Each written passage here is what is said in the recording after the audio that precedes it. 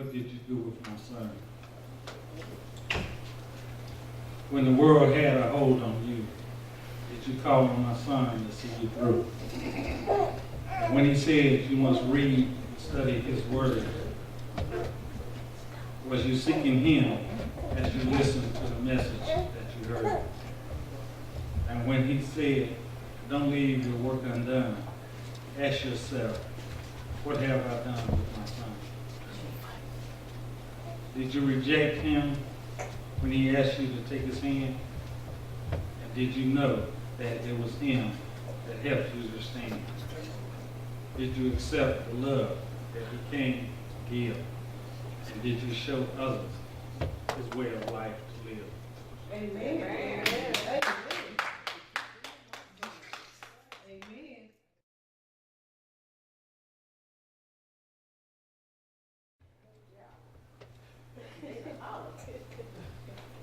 Praise the Lord, everybody. Praise the Lord. Praise and thank God for our life, our health, and our strength. Amen. Amen. We're just happy to be here. Praise the Lord one more time. Amen. Amen. Amen. You may be seated in the presence of the Lord and also in the company of this fine and eloquent congregation. Look at the neighbor. Neighbor. I noticed something about you. Say, I noticed something about you. I noticed something about you. You are fearfully and wonderfully made. Now, clap your hand for them. Clap your hand for them like you be clapping your hand for yourself.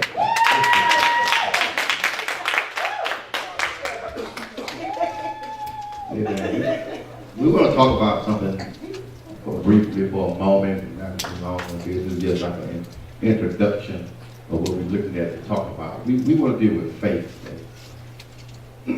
Not just faith, but true faith. All right. Because I realize one thing, in order for people to be, in order for anything to happen in our lives, we have to have faith. And the question is, where is your faith level at? Because we got to understand that the Bible tells us, and you're going to hear a lot of things repeated over again, you hear scriptures repeated over again, and even though I might quote it, the next time I might go into it in deep detail concerning about this and that, and it might pull something out of it, whatever. But it says, without faith, it is impossible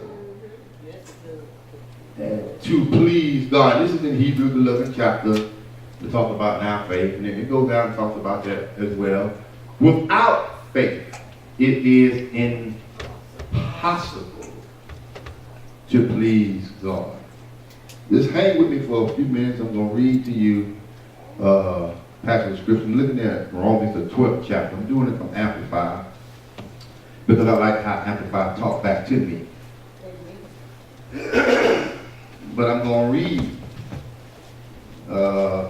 1, 2, 3. I'm going to read 1 and 2, but I want to get down to 3. Read all this to get to 3. And it starts off by saying, Paul talking to the church of Rome. Because back in them day and time, they had to write letters. Then they had an iPhone. Then they had the internet. They didn't have the tablets or TV or radio. Then they had all these modern technology that we have right now. So they were getting this stuff fresh off the page. Oh my God, you see this? I said they were getting this stuff fresh off the page from the mind of the one that God was dealing with during that time. Yes, yes. And he writes to them, he says, I appeal to you, therefore, brethren, and beg of you in the mercy, in the view of all mercies of God, to make a decisive dedication of your body, presenting all your members and faculties as a living sacrifice, wholly dedicated, consecrated, and well pleasing to God, which is your reasonable, rational, intelligent service and spiritual worship. Verse 2, do not be conformed to this world, this age, the fashion, and adapt to its eternal superficial customs. But be transformed, changed by the entire renewing of your mind, by its new ideal and new attitude, so that you may prove yourself what is the good, acceptable, and perfect will of God. Even the things which is good and acceptable and perfect in his sight for you. Yes. Now verse 3. For by the grace and mercy, favor of God given to me, I warn everyone among you not to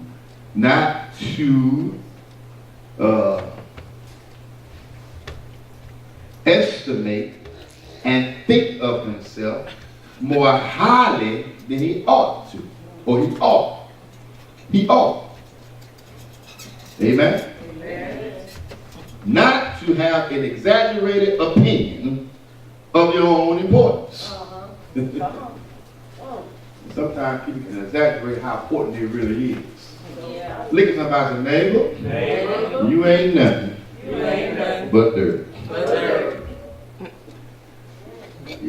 Ecclesiastes say all go to one place, all of the dust of the ground, and all return to dirt again. Or dust again. So how do you think you're more important than him? Amen. Because God touched you to do a little stuff. You know, you can prophesy a little bit. You can preach a little bit. Oh, you can pray a little bit. But you're more important. Because you have a high opinion of yourself over somebody else. Yeah. When we all are dirt. Yeah. Come on. Drop your mic. Go ahead. I can't drop it this time. I should have had. And I get the whole thing right there. The nerve of you to feel like that you are better than me. And we all got one foot on the ground and one in the coffin. Come on. Help us. Yes, we do. And the Bible said that God has no respect of persons. So that means to me that when you mess up, and I don't care how many souls you save, compared to how many souls I save, when you mess up, messing up with God is messing up. Yeah, right. Amen. Because the Bible said that all unrighteousness in God's eyesight is what? Sin. And I did say all, and it did put a A-L-L, all, so that means that whatever I do or whatever you do, it doesn't matter to God how close we are to him, how he loves us. Come on here, Moses. Come on here, David. It doesn't matter. Elijah. It doesn't matter. When you mess up in God's eyesight, he has to chastise you the same way he did Moses. Yes. The same way he did David. He had to talk knowledge to you like he talked to Elijah. Because we are no more different than anybody else. A title put us up above everybody else. A title tells us in you that I am important. No, what makes you really important is the anointing that you carry. Come on. Because without the anointing, there would be no yokes destroyed. And if you keep on thinking that you're the one doing everything because of the anointing, how you going to feel, Samson, when you stand up to shake yourself and you ain't got no power? Help us. Now. I hate to stand up in front of a congregation of people Yeah. thinking I'm highly anointed. Open up my mouth and God ain't with me. Come on. Mm.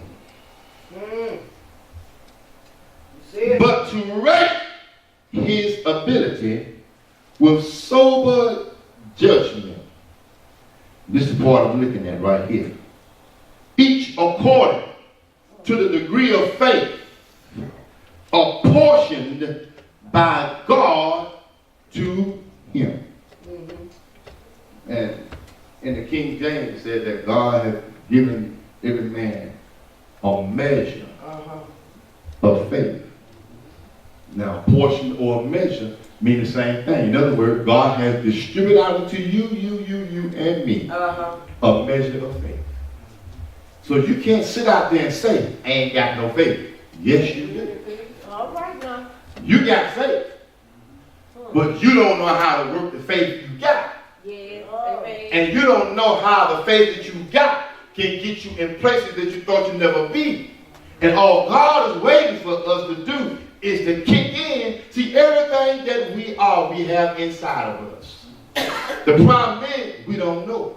And the reason why you don't know it, because you've been beat down by the devil for so long, and he didn't use people to kill your self-esteem, kill your character, tell you ain't nobody, tell you ain't going nowhere. You've been in environments, and you've been in elements and situations and circumstances that let you see that you feel like you ain't going to be able to get out. You ain't going to be nobody. You ain't going to be an achiever. You ain't smart at all. You don't know how smart or how intelligent you really are when you put in the right element with the right people.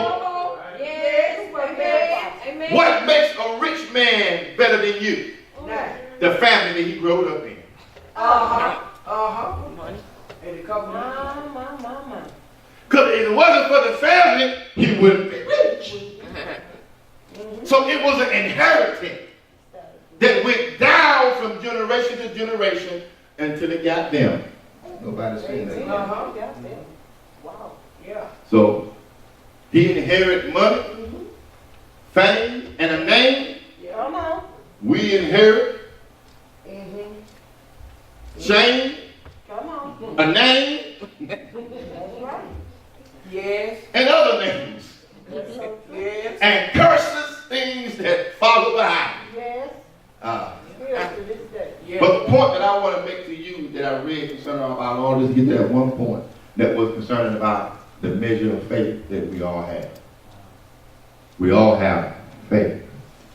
I use all of that you can see concerning about all the things that Paul was talking and dealing with concerning about to the people. In spite of all, he let them know this in here. You was dealt by God a measure of faith. Now, the thing is, how true, or can you tap into true faith? True faith. You know, something true mean real. Help us. Yep. Am I on the right track or wrong? Yeah. Don't look at me and say, just because I'm up here talking and everything I'm saying you agree with. If you don't agree with it, say, Pastor, and we can air it out right here. Yeah. I ain't gonna get mad. I ain't gonna tell you to get out of the church. Nah. Hello? This is, your soul is at stake. Exactly. You got a right to check your bank account to see if it's overdrawn. Or did somebody mess with your credit card and tap into your funds and taking stuff out unlawfully without your permission? Or to see how much you piling up. If you getting something to pile up in there, or is what you getting to pile up in there phony money? All right now. Or wooden nickels? Or sugar pills? So you got it right. You got it right. You got it right. So when I look at this, I'm talking about this because we're gonna be dealing with faith. I have to go all the way back to the beginning of the thing. You know, I'm thinking about this, and I'm saying, true faith. Faith. People have a lot of words for faith. You know, some folks believe that faith is trusting God in His Word. This is a good one. I read one that said that faith is stepping out on stairs and believing that there's a staircase somewhere. All right. A whole staircase. Yeah. Not just a stair, but a whole staircase. You know, some believe that faith is just believing in something that exists, that you can have it if you believe that you can attain it. However way you look at it, we believe. You believe that when you went out this morning and stepped in your car and turned the ignition key, it was going to crank. Who told you it was going to crank?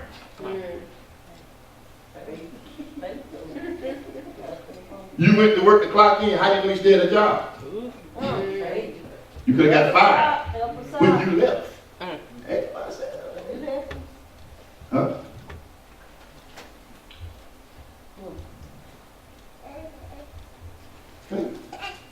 How did you know when you came to this church that bench you said I'm going to hold you up?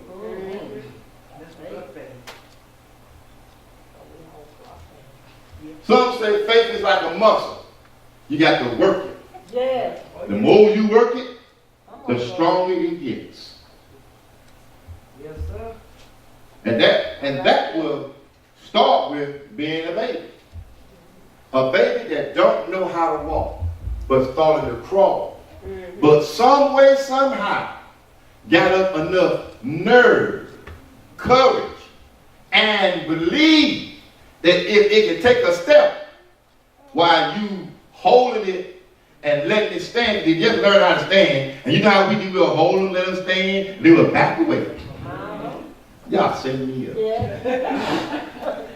Well, baby could talk for this, say a whole lot of stuff. Ooh, mama, you remember you set me up? Come here, baby, you know I couldn't. You let me go. And that baby take a step. And as he take a step, you start grinning and say, come on, baby, you. And he's looking at your face, and he said, yeah, yeah. He start taking this step, and he's going to run it to you. And you start screaming in the house and jumping around. He walking. Then you get in the camera, do videos, stuff of that nature, take pictures and send them out, or put them on Facebook and Cyber. Y'all can cyber them babies out now. Amen. I looked at something Winnie did that kind of caught my eye. Teresa's birthday was on the 27th. She took a picture of baby boy and sent the picture out and said, I heard today was your birthday and I sent you a stripper. The baby boy laying there just grinning and laughing at the diaper. I said, boy, y'all something else. That's really something else. That over here. Amen. But we're talking about our faith. And the reason why it's important to God that we have faith is because you have to understand that God stepped out on nothing.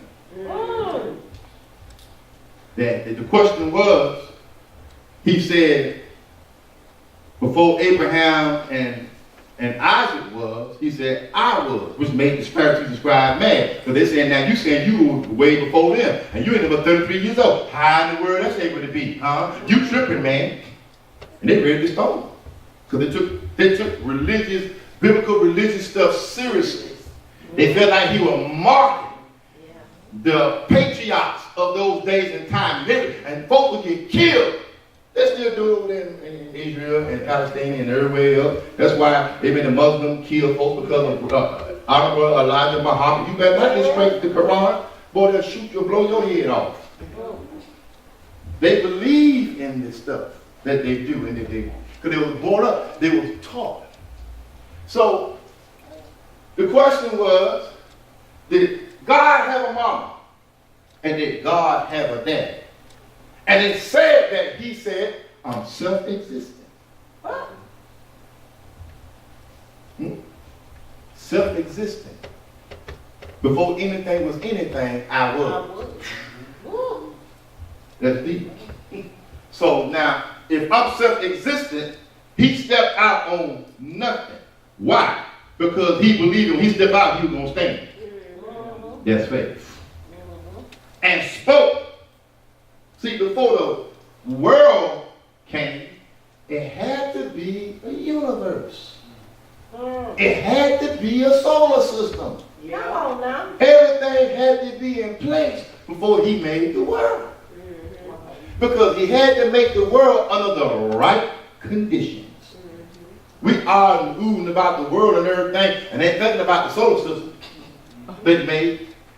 And the universe that he put it in. Because they say it's thousands and thousands of universes.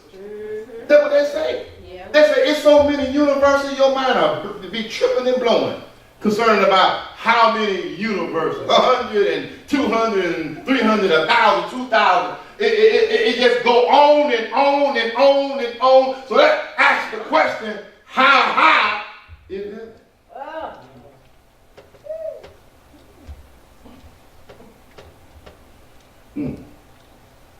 But God was better than Superman. Because he's the one who created light and time. He can do something quick. So that means that how far he is throughout the course of these different universes and black holes, they want to call it, and galaxies that go after galaxy and galaxy, God can send a message in a moment of a time that shot through hundreds and thousands of galaxies. Wow. To come to aid you. My. Faith. So he spoke and everything existed. He made and formed the world and made the heavens from the different, separate the heavens from the heavens and the atmosphere and the hemisphere and all these things and everything to be right. He spoke and water appeared, so there was water before it was land. And he spoke, and the Bible says land appeared. He just said land, come on. And land just rose out of the water. He spoke, and plants and trees started growing. Then he spoke, and animals started forming out of the ground. Come on now. Bulls, and bullocks, and horses, and birds, and fishes, and all these things start to exist because he spoke. So if God hinges on faith, and we're supposed to be a product of him because we came from him, but it was something about us that was different because he didn't just speak to us. The Bible says he came down and formed man from the dust of the ground because he wanted a particular shape. And he bent down and breathed into the nostrils of man, and man became not just a living animal, but a living soul. Come on now. Because now we have a part of him, soul and spirit, in us. And we are just like him. The body is just a form, like an automobile. That's all it is, like an automobile. It's keeping the motor safe. The important parts. Just keeping it, protecting it. Because when the body gets damaged, then the spirit vacates. Come on now. So now God came out of nothing and spoke something, and everything is this. Now God is looking for somebody that he can initiate. Yeah, we all hot. Do something there. Fan, air conditioner. I won't say nothing, but since you I'm a co-sign on you. Start with the fan. The air conditioner on. Do something. I can lock this on now so it don't make it. But anyway, so he created this. Now God's looking for somebody to worship because Adam and Eve messed up. Come on now. Because Adam and Eve were supposed to live forever. They ain't worried about nothing. Sin wasn't a factor. That's why they can run around, they call them Adam and Eve, they can run around nude and naked, and they ain't paying no attention because won't nobody thinking like that. Hello. But when sin developed, when sin came into the world, when Adam disobeyed God, sin was activated and the phone was turned on. And when the phone was turned on, snap, pictures. Because it was alive. Video. It was alive. Come on here. Dial and send out text messages. It was alive. You activated it. And therefore sin came into the world and messed up God's perfect world. Because they didn't want for anything, they didn't need anything. But now God was looking for someone in the world that he can pour in his faith, that he can believe him and carry out his plan. But yet still now he need to redeem man. bring men to the knowledge of him. And who did he fire? Abram, who was Abraham. 12th chapter. Come out of nowhere. Tell a man, leave your family. But he was about 40-some years old, in the 40s or somewhere around that area, 40, close to 80. He was somewhere in the area. Leave your family you spent 40 years in tradition, 40 years in your father's house, 40 years. Everything that your daddy got was gonna be yours. You got all these sheep and all these goats and stuff. You got servants and maids. You got all these folks employed for you. You got it going, and you would inherit this as well. 40 years. 40 years old. Hey, look here, man. You got it going on now. But then God stepped out of nowhere and then started talking to him and tell him that he wanted him to leave what he was familiar with. And go out to nowhere and trust him. Make him not only a great man, but his seed will multiply and carry on his name. Yes. And he'll be a blessing to all nations. Now that's faith. To step out into nothing and believe that something is there for you. Yes. That's what God was asking him to do. The Bible says, amen, Romans 4:3, that Abraham believed God, and it was accounted unto him for what? Righteousness. There's the faith. There's the belief. There's the trust.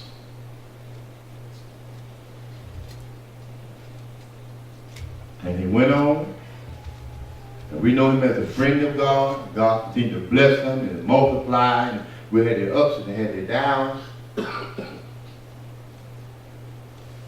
But Abraham stayed true to God, and God stayed true to him. Faith.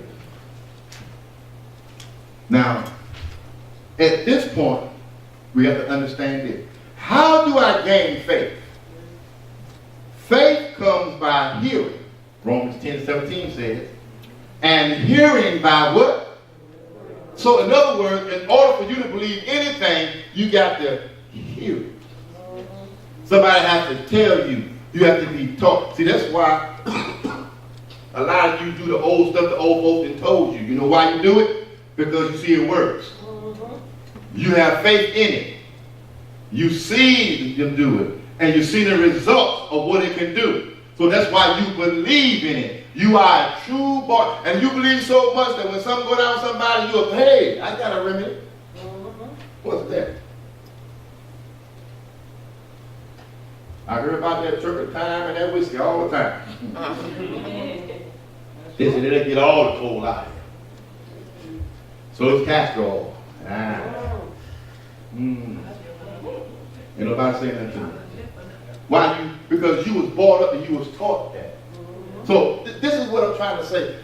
See, even when Jesus was doing stuff on the earth, he said the things that I do, I've seen my daddy do.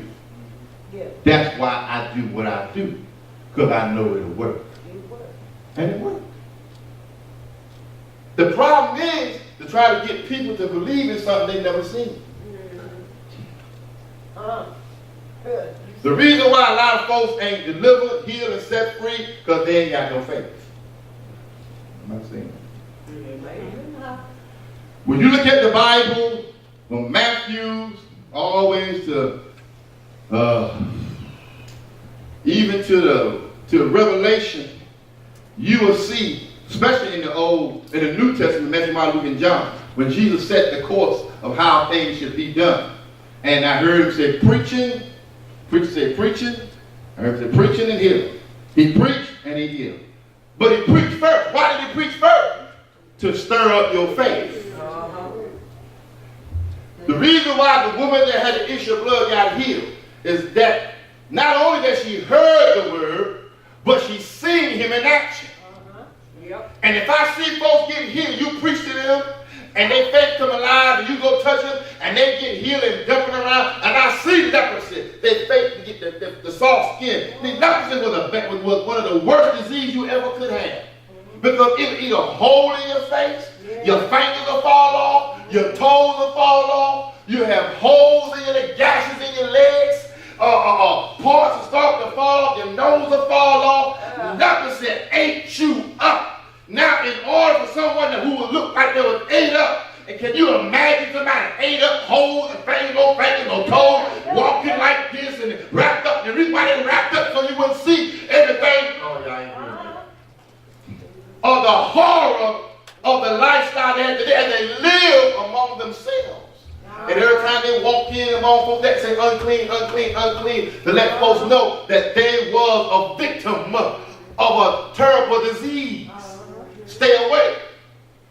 Now, Jesus will lay a hand on somebody like that, and all their parts come back to them, and they got baby flesh like skin. That'll blow your mind. Yes. So the woman she loves saying, look here, folks getting healed, word being preached. If I could just touch the hem of his garment. She was breaking laws when she was in the midst of crowd and crawling, she was breaking laws. But it didn't matter about the tradition of law. What mattered to her is she had enough faith to believe if I would just touch, I'll be made whole. So that thing as faith comes by hearing and hearing by the word of God, that means you got to hear something to ignite your faith, to let you see that this can happen to you if you believe.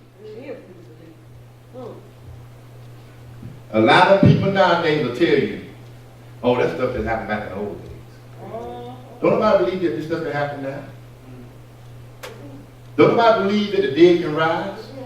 Don't nobody believe that a person who got AIDS can be healed?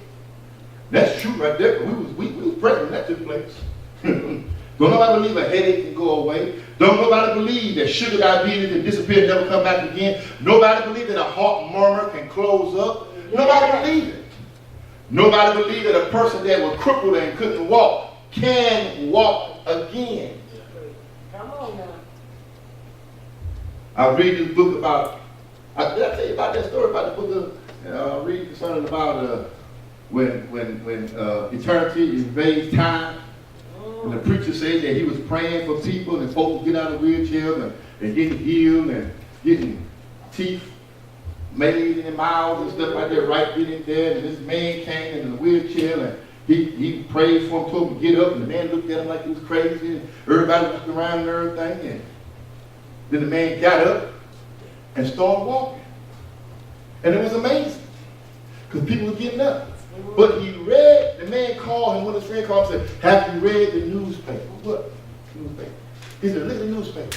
He read the newspaper. The newspaper said that man without ankles walked for the first time. Come on now.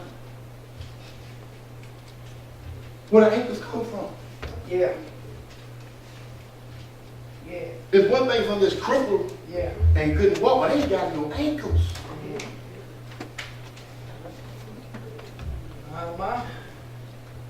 See, that stuff sounds like, huh? Yeah. What? And look at some of y'all faces, y'all like, what the devil? You mean to tell me? It's because of the faith level. When you get to the point, when you get to a certain point of faith to believe that God can and God is able to, first it has to be preached into you. Oh, yes. See, that's why I'm talking now. Because your faith level has to be built up. You got to believe that this is possible. You know, in the book of Mark the 9th chapter, when Jesus came down from the mountaintop and the transfiguration took place, and came down to a chaotic moment. And there's a man down there whose son had a dumb spirit that was throwing, or not just a dumb spirit, but he was also tormenting him. Throw him into the water, throw him into the fire, throw him into the water. He'll go into a convulsion and seizures. Seizures. Seizures could be considered as demons. Yes. And things of this nature. And he said, oh, you faithless generation, bring it to me. And that's about how long he been like this? He said, since he was a child. So it lets me know that the demons are already attacking you the time you come out your mama's womb. Everybody saying that to me. Because he want to throw you off. Yeah. Make you make decisions that's going to damage your life. Yeah. And kill your will. See, man is the only thing that God made that has free will. Yes. And your will is so strong. Your will can pull you out of a hole Yes. if you will to. Yes. Your will can make you get up and fight cancer, Yes. even though cancer fighting you. Your will is so strong it can make you overcome a broken heart from a lover that you thought that was yours and you was his and everything else, and you know that that was the bomb, you the cherry on top, and you gonna go off and la la land and boop, he dropped you into wild kingdom, and you feel like you can't get over that, but you will. Oh, you don't get it. And the devil wanna kill your will. So you want to have the will to want to get up, the will to want to live, the will to want to do right, the will to want to be saved, the will to believe that all things are possible. And Jesus asked the daddy, he said, do you believe I can do this? He said, Lord, I believe. I like that. But he said, but help thou my unbelief. Because sometimes I have issues believing that people can be healed. Yes, I do. Come on, you have to. The satiric Yes, I unbelieve. seen and heard. And he believed, he said, yes, speak a word. I'm a man of authority. You speak, I know it'll take place. Yes. And the servant was his. Yes. The Syrophoenician woman that was called a dog. She said, yeah, I'm a dog, but come on with the healing. My daughter, she said, my daughter at the house with a demon. She didn't say she was sick. She didn't say she had some type of uncurable disease. She said, no. She said her daughter was there and went home with a demon. But if you just speak the word, I know. Yes. why? Because they had to see him in action. Yes. You know what builds people's faith? When they see stuff take place. Yes. But how can you see stuff take place if you don't believe? Guess what? Somebody got to be the first one to believe. Yes. I remember when we was down in Henderson, and I was preaching at a Alfred church one night, and the spirit just jumped on this girl, and she started going into convulsion and stuff, and I just jumped over the pulpit, laid hands on her, and rebuked her, and I felt a spirit jump off of her. And as soon as it jumped, I knew so she was all right. And when I looked at her, she started smiling and laughing. She was good. Ain't nobody saying nothing. Because we don't think this stuff is real. We just think people come into church, sit down, and sing our songs, and give our offerings, do a little seed, a little tithe, and then get up and sing and find out what's going on with the next event going on, what pastor going to be preaching that, and all this stuff, who you going to see, and who play with the baby, and all this other stuff. That's what we think, but in reality, you got to understand, we are the force within society. We are the light that's supposed to shine. Yeah. Yes, sir. But we didn't got told. Yes. Because I don't believe that Lance got cancer and God can heal him. I don't believe that. I don't believe that Lance got AIDS and God can do it. I just don't believe that God can do it. You just don't die. That's all to it. You don't die. Get your stuff ready. Do you get your word? who you want to preach to? Do you know eulogy? Who you want for Old Testament, New Testament? What song you want sung, and what suit you want buried in? What color you want your casket to be? What church you want it to be in? How long you want to preach? Do you want to shout? Do you want to testify? Or whatever it is you tell them to do. You want to know the 2 minute one, 2 minute, no, I want those 2 minutes. No, 2 minutes.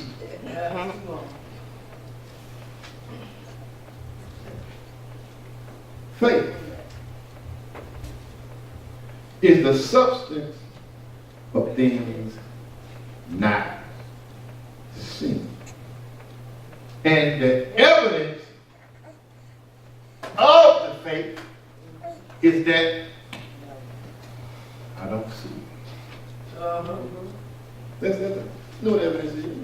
Evidence is something that's presented to be true, to build up the facts concerning about what you're looking at that, you know, is really real.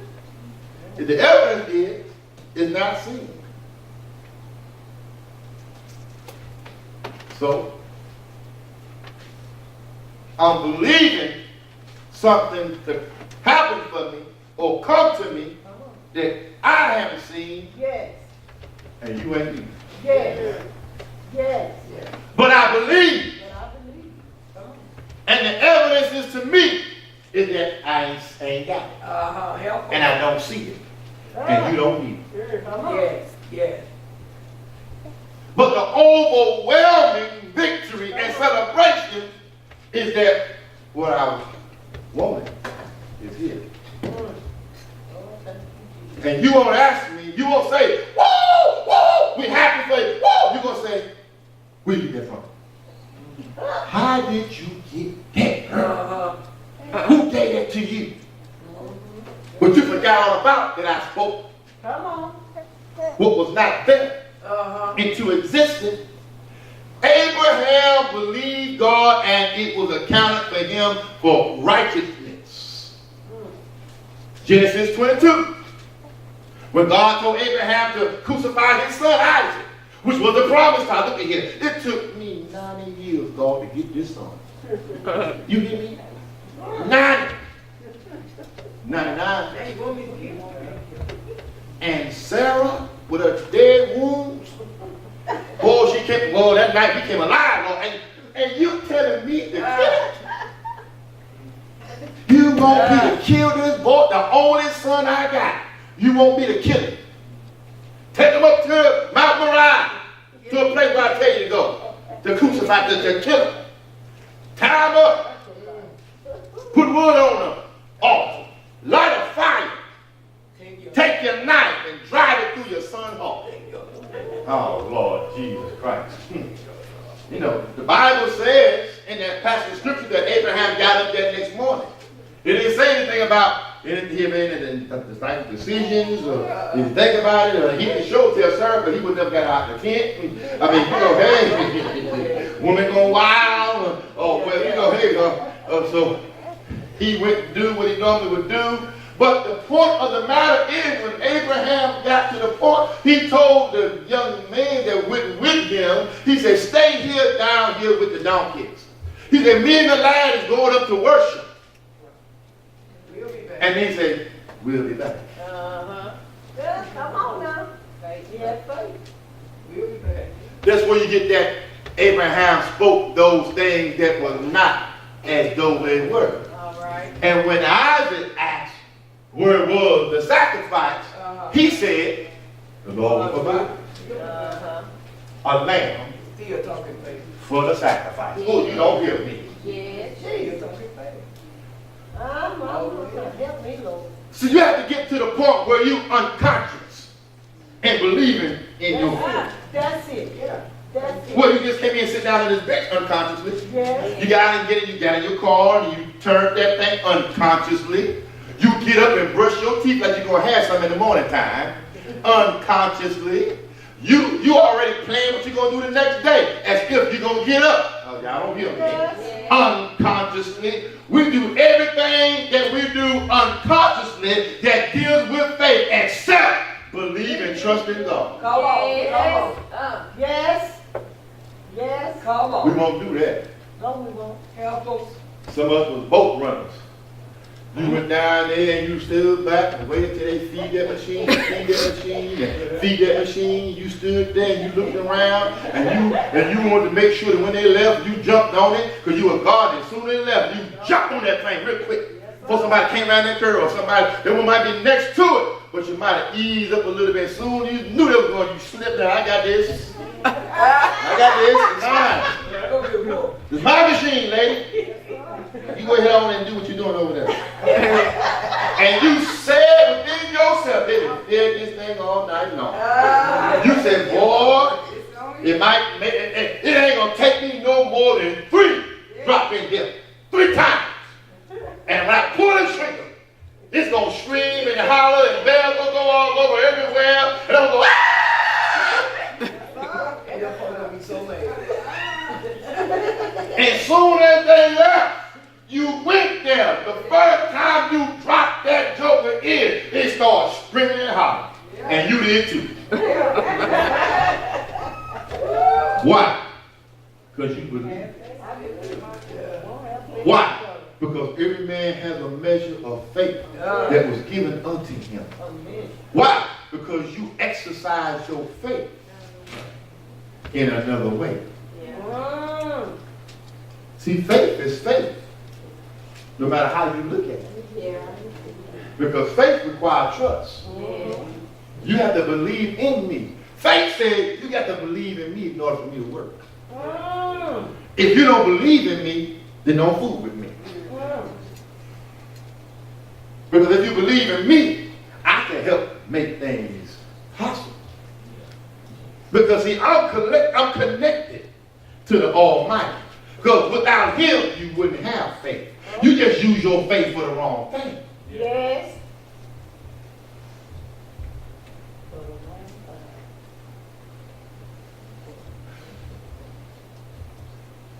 If you confess with your mouth the Lord Jesus Christ and believe in your heart that God has raised him from the dead, thou shalt be saved.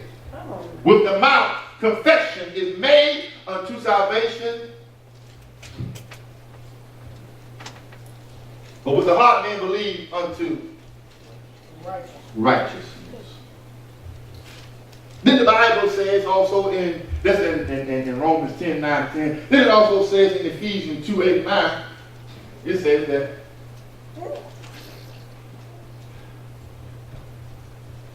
come to me, please.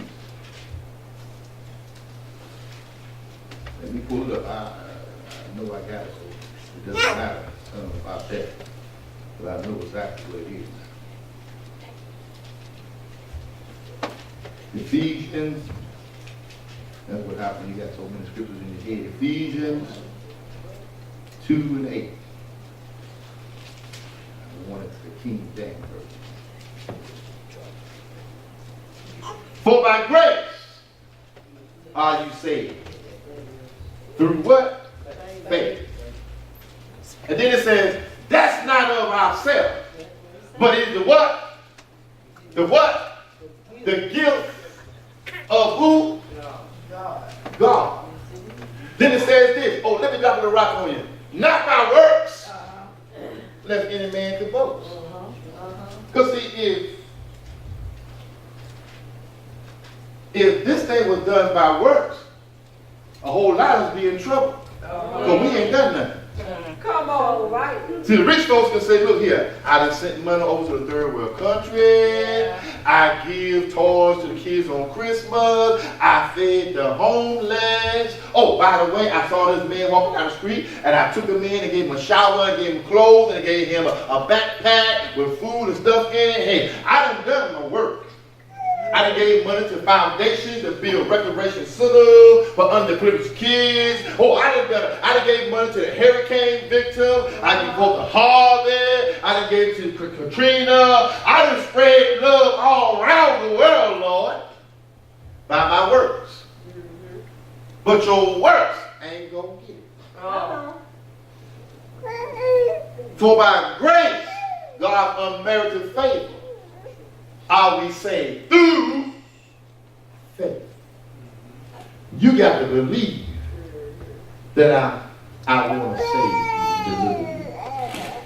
If I stretch out my hands with a gift, you got to believe that this gift is with no strings attached. Because we live in a society nowadays, people say, well, no, that ain't coming like that because something else attached to that. That's why it's hard for a lot of folks to get saved. They feel like you got to go through a ritual. Because that's what they do in their groups, their clubs, their organizations, and sororities, and all these other secret places and secret groups. You got to have some type of ritual in order to get in. But this don't require that. It just requires confession and believing. And that seems so strange for something so powerful to be so simple. What's up with that? So where's your level of faith at? As a Christian. I'm talking to Christian. You're a Christian, I'm talking to you. Because see, as a Christian, we're supposed to be better than where we are right now. Yeah. And the reason why we're not, you might as well keep on hollering about you love the Lord and you all this and you trust them and you all, yeah, but your faith, you know your faith level ain't there. Now I understand God put doctrines and stuff here for reasons. For reasons. Yes. Don't be stupid now.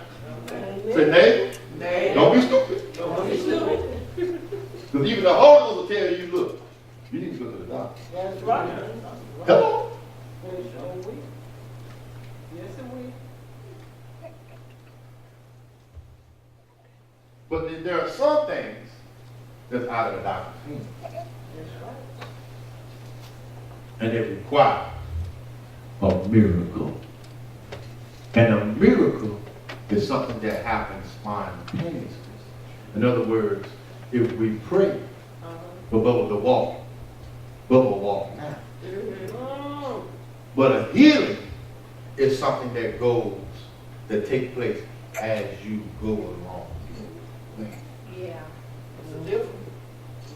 That means that you got prayer tonight, but over a period of time, or the weekend, or the month is up, you completely heal whatever it is that you got going on with you. Amen. But you yet still have to have faith. And faith comes by the word of God. If you don't listen to the preacher, and if you don't believe what the word said you can do and can be, then how do you expect to make an impact? How do you expect for healing to come in your house, in this place, when everybody ain't on one accord? Because see, even though when Jesus raised Lazarus, all them folks there didn't believe it. He was the only one, him and his dad.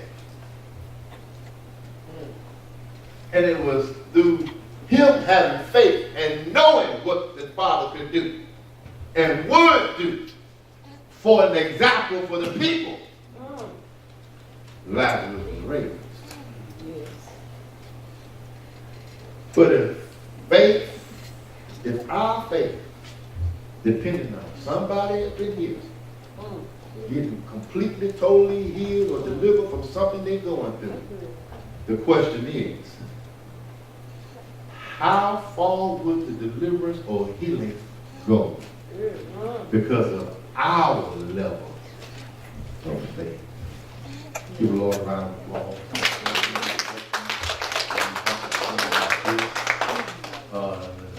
Music comes, or there's going to be some stuff you're going to hear over and over again. And sometimes you have to hear stuff over. Ask me why.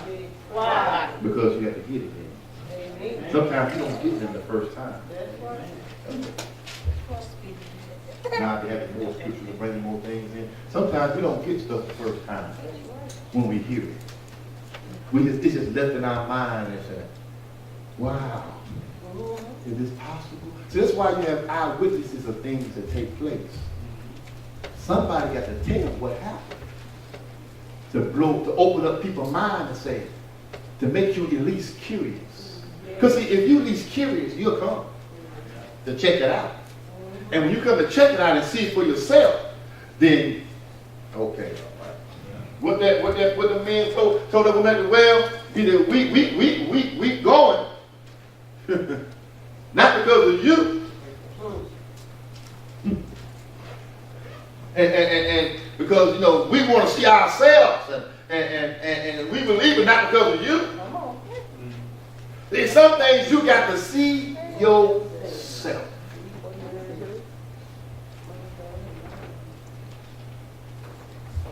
And everybody that got healed. Everybody that got healed that followed Jesus, you just missed what I said. Everybody that got healed that followed Jesus, that means they followed him, they had to see the stuff that he was doing. Yes. And hear the words that he was preaching that ignited them. Because some of them folks was in hopeless situations. Somebody said that hope is like standing in darkness and looking and piercing through and seeing light. Hope. If you ain't got nothing to hope for, how will your will get there? I will walk to the light. But I don't know what I'm walking over, and I can't see nothing. But I'm believing that as I take a step, Come on now. it's a whole case of stairways that I'm walking out on, or a plank, or something. Some folk call it a leap of faith. Leap out and hope and believe there's something in there. Amen. Give the Lord a round of applause.